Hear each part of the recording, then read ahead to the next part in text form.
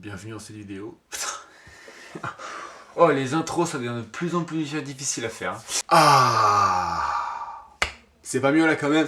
Aujourd'hui, on est là pour parler des océans. Alors, comme je l'avais peut-être annoncé dans une de mes vidéos, je ne vais pas faire une théorie sur les océans. Il se trouve qu'il y a quelques jours, en faisant des recherches pour ma vidéo, j'ai découvert quelque chose qui m'a totalement bouleversé. Bon, alors je connaissais avant, mais il y a quelque chose, voilà, ça ne me plaisait pas, il y avait quelque chose, je sentais qu'il fallait que j'en parle. Donc aujourd'hui, alors, ça ne sera pas une vidéo sponsor, hein, peut-être, que vous avez peut-être pu le voir dans le titre, ce n'est pas une vidéo sponsor, mais je vais en parler à l'aide d'une association, d'accord, qui s'appelle WWF, donc qui lutte pour la prévention des animaux et de la nature.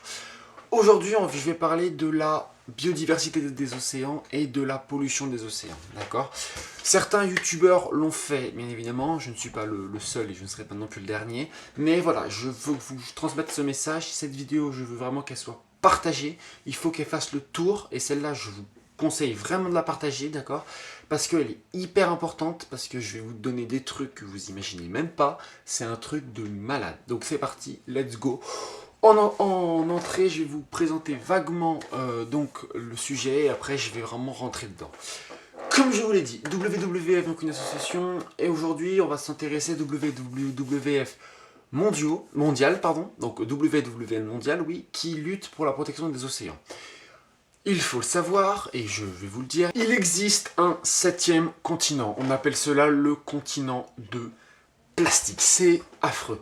D'accord? Ce continent, c'est l'amas de tous les déchets que les autres continents jettent dans la mer, qui se rassemblent en un seul continent. Ça a été multiplié par 100 dans le Pacifique durant les 4 dernières années. Donc c'est quelque chose de affreux. Ce continent a la taille de 6 fois la France. Donc voici une carte de la France, d'accord? Voilà, la taille. Maintenant, vous imaginez le continent de plastique qui ressemble à ceci. Ouais. Ah ouais, non, ça n'a rien à voir. Vous imaginez la France, d'accord? Vous imaginez que vous, vous viviez là-dedans. Donc, c'est dans 6 fois la France, c'est-à-dire environ un tiers des États-Unis. Je sais pas si vous vous rendez compte, mais c'est quand même énorme, d'accord? Il y a des animaux qui vivent dans... Il y a malheureusement des animaux qui vivent dedans, il y a des animaux qui meurent dedans. La première cause de mortalité des animaux, c'est les dauphins ainsi que les tortues. Les dauphins, pour la simple raison, ils voient un sachet plastique flotter dans l'eau, d'accord? Pour les dauphins, ils ne savent pas ce que c'est un sachet plastique. Ils croient que c'est une méduse, parce qu'ils mangent les méduses. Donc ce qu'il fait, il va manger le sac plastique, et il va donc s'étouffer parce qu'il n'y aura plus d'air qui passera et il va mourir d'asphyxie. Exactement pareil pour les tortues. Il y a d'autres dauphins aussi qui se prennent dans des filets, donc ils ne peuvent plus remonter à la surface, ou ils sont restés entre deux eaux, donc ils ne peuvent plus descendre ni remonter, donc ils sont bloqués, ils meurent de noyade. Ceci, c'est un message d'alerte, c'est énorme. Il faut arrêter de jeter. Et ce continent donc fait environ 30 mètres de profondeur. Donc il y a aussi des microplastiques, donc des plastiques qu'on ne voit pas, qui font environ 5 mm d'épaisseur. C'est énorme parce que ça fait une couche bizarre, d'accord, comme ça, et vous imaginez 30 mètres en dessous. Donc je sais pas si vous vous rendez compte de la gravité de ce truc, mais c'est quelque chose dont j'avais besoin de vous parler. Il faut passer un message d'alerte dans le monde entier, d'accord? Plein de gens l'ont fait, je suis probablement pas le premier, je ne serai sûrement pas le dernier à le faire, mais plus de gens le font et plus ça risque de bouger. Il faut arrêter de jeter.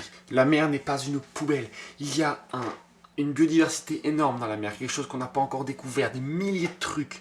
Et plus on pollue, plus on réchauffe le continent, plus les glaciers vont fondre, et donc cela va ramener des nouvelles bactéries qui se sont éteintes il y a des millénaires, qui vont revenir parmi nous. On n'aura pas de vaccin, beaucoup de gens vont mourir.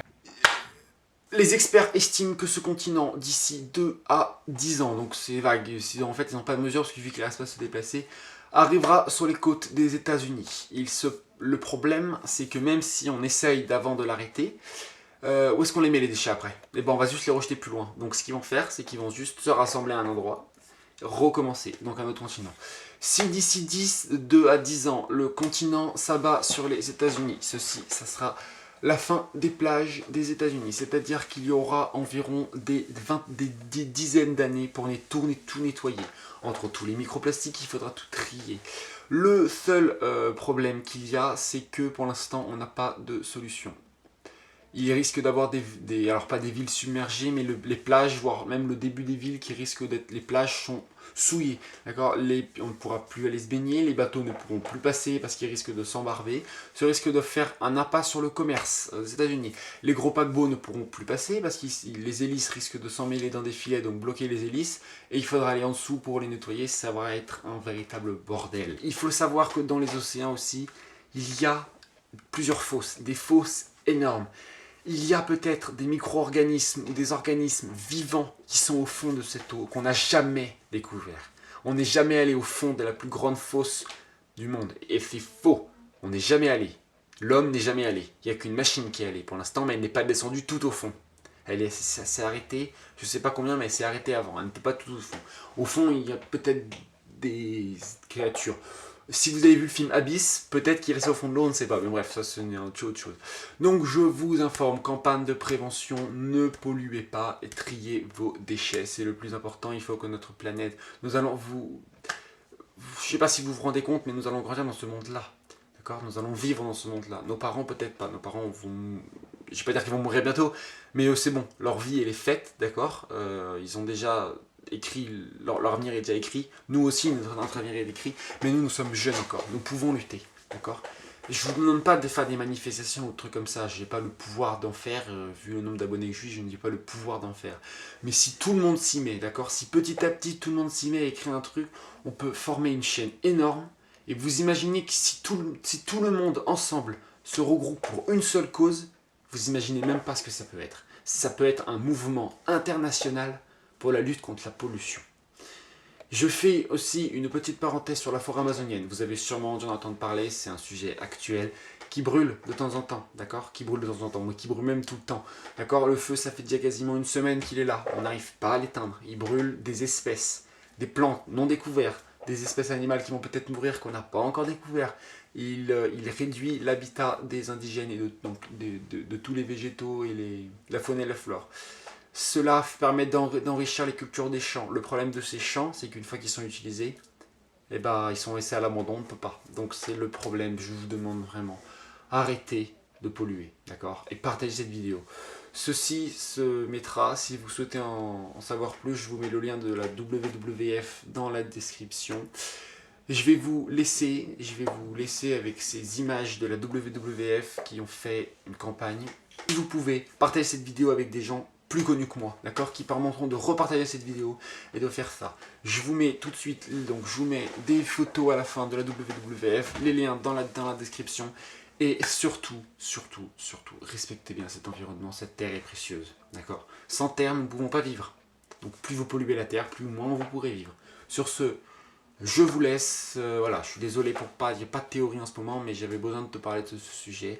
Je vais vous laisser, on se dit à la prochaine, car les théories n'attendent jamais. Ciao tout le monde.